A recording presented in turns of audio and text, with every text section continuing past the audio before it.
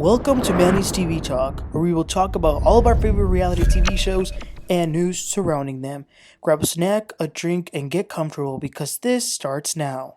Hello, everybody, and welcome back. Let's talk about another dramatic episode of The Bachelor, Season 28 episode. Now, let's get right into it. Somebody else. I don't understand what this is.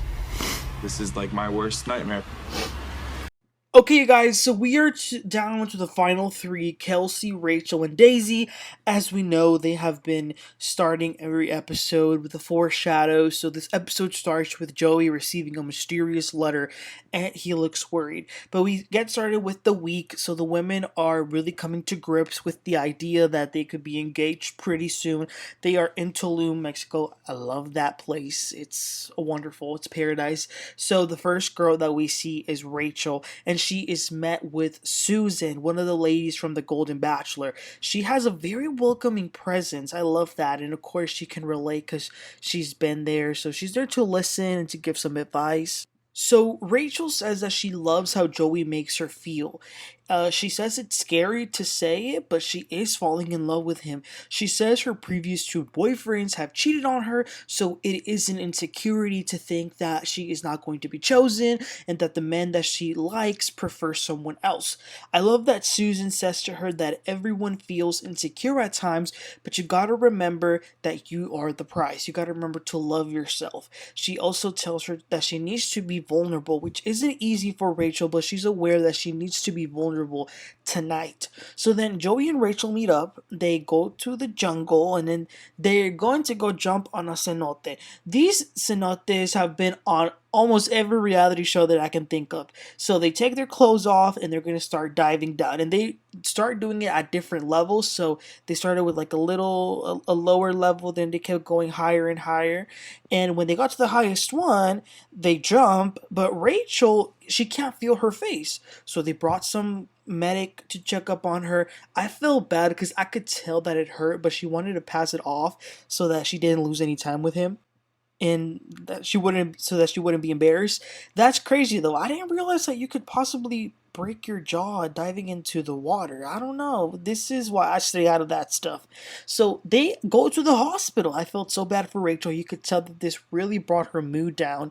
They did some x-rays. Everything was fine, thankfully. So they get back, and Rachel sort of apologizes. She feels like she ruined the date. She mentions how today she really wanted to come in being vulnerable, but she says how it's been really hard with her ex-boyfriends and her past experiences and having been cheated on, and she starts to cry. She actually cries a lot, and I think it's a hard week. Perhaps what was going through her mind in the moment is that she could possibly lose him, and maybe her intuition was saying that she was not going to be the one, but he comforts her, and then he hands her the invitation to the overnight suite with the key, and she accepts it, and she says, let's do this. So they had an incredible suite. Joey says that he wants to see all the real emotions from Rachel, so they have their overnight, and then the next morning they seem very happy. They both say that the overnight helped get them closer. She told him that she loves him overnight, and he is saying that he is falling in love with her. Apparently,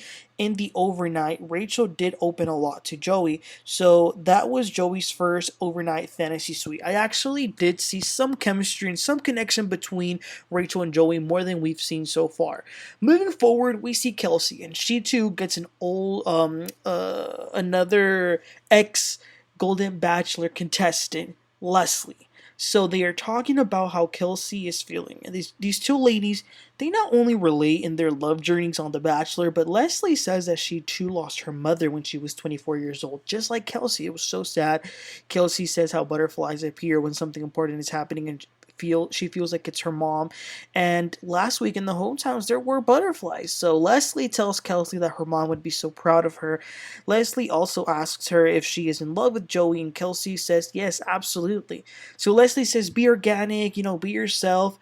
But listen, I could tell that Leslie might still be hurt over what happened in her season of The Golden Bachelor.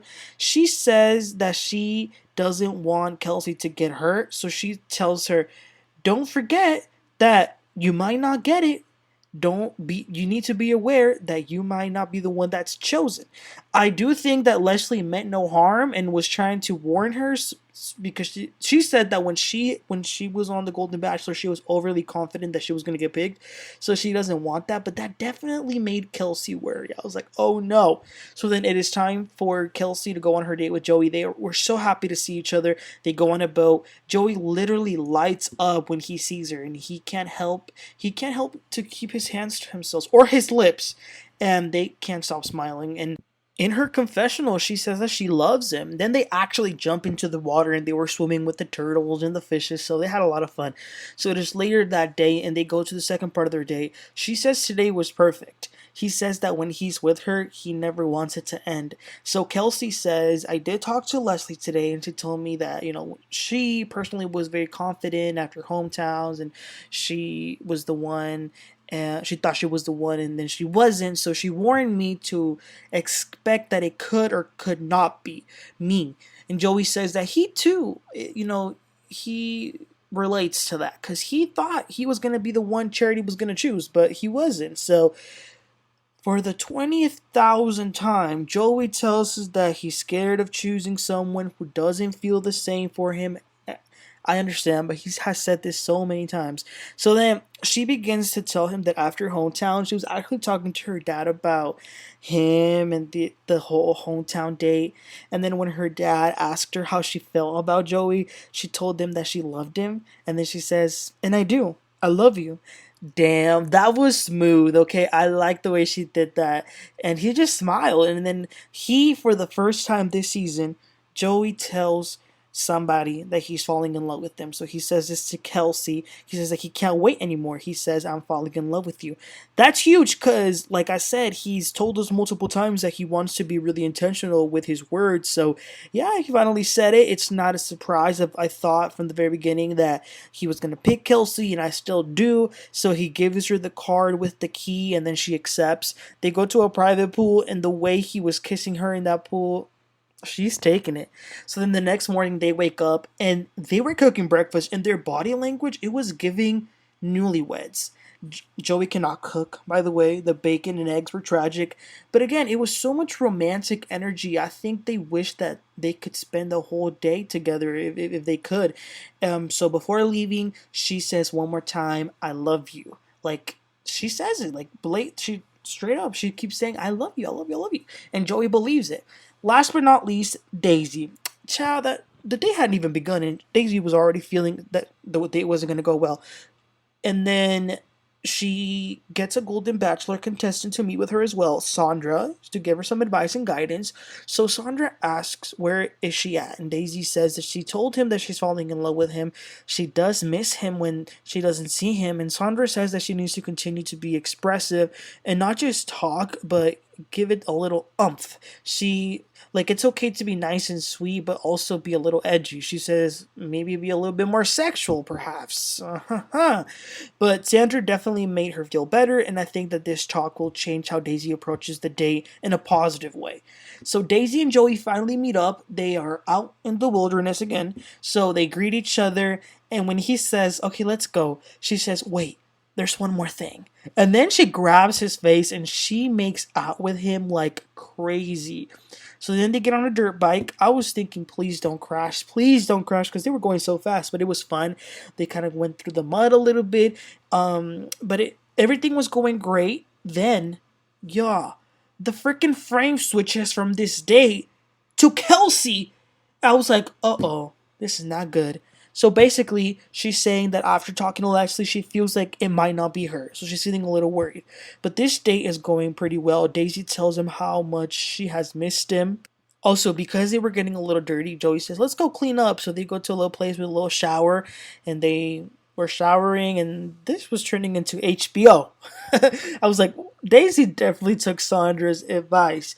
So later that night, it was pouring outside, and Daisy said to him that this has been one of the best days that she's had, but she's feeling a little frustrated with herself. She's very emotional, but she talks about her feelings and the ups, the downs. Joey opens up about his insecurities. He says that he thinks people might fall in love with the idea of him and not him.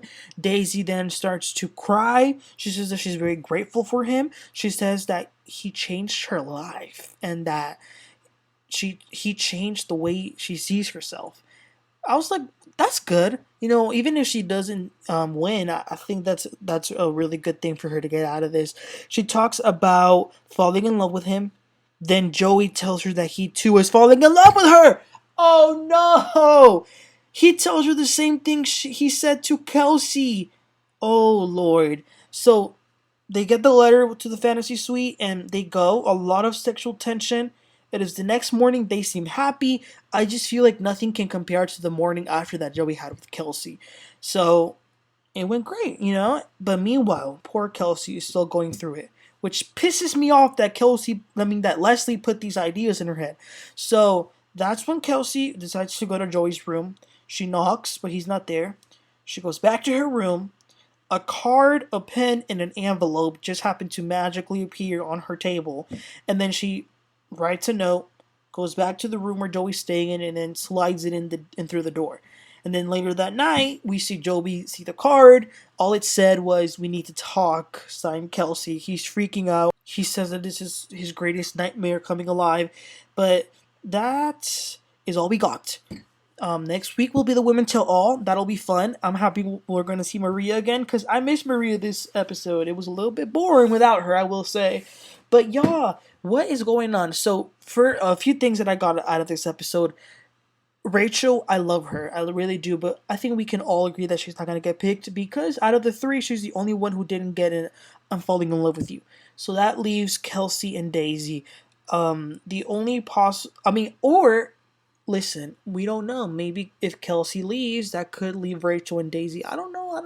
But I do think it's going to end up still being between Kelsey and Daisy. I think they're just kind of teasing us with this whole letter thing. I think she'll most likely go to his room. They'll talk it out and they'll be fine. Maybe. I don't know. We'll see what happens. But that was it, you guys. Let me know your thoughts about these overnights. Which one do you think was the most important to Joey? And what do you think is going to happen after Kelsey wrote this letter? Let me know. Please don't forget to like and subscribe, and I'll catch y'all next time. Y'all have a great one. Bye.